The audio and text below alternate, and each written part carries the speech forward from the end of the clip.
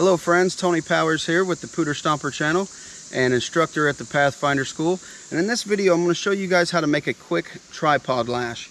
This is designed for when you just want to hang a pot over a fire, something that's not going to be really heavy and you don't want to spend the time to actually make a tripod lash. That's used for something more of raised bed shelter, or if you're making a big old pot of beans. You know what, beans and cornbread do sound pretty good right now. Anyways, let's show you how to do this real quick. Okay, so what I have here is 3 sticks, approximately 1 inch in diameter, and all I'm going to do is take paracord, and you want to use paracord for this because you want it to be able to stretch. If you use bank line, it could snap.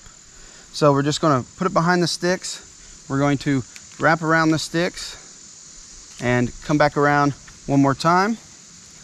Make sure to leave this a little loose. We don't want this real tight. Then we're just going to do a square knot.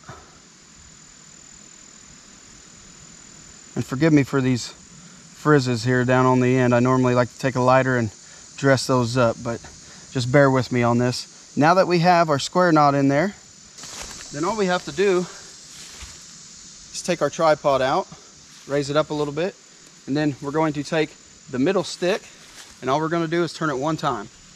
Bring it all the way around. You may have to push this rope down just a little bit.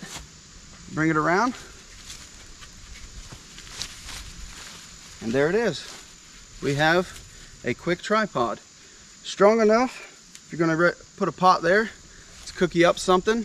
This can also be used to, you know, smoke some wild game that you catch. Maybe even have a bandana, 3-layer bandana system here to filter out some water. And that's it. If you guys enjoyed this video and you want to see more like it, be sure to like, subscribe, leave a comment down below, and let me know if there's anything you want me to do in a future video. Until next time, guys, take care. I'll see you on the next one.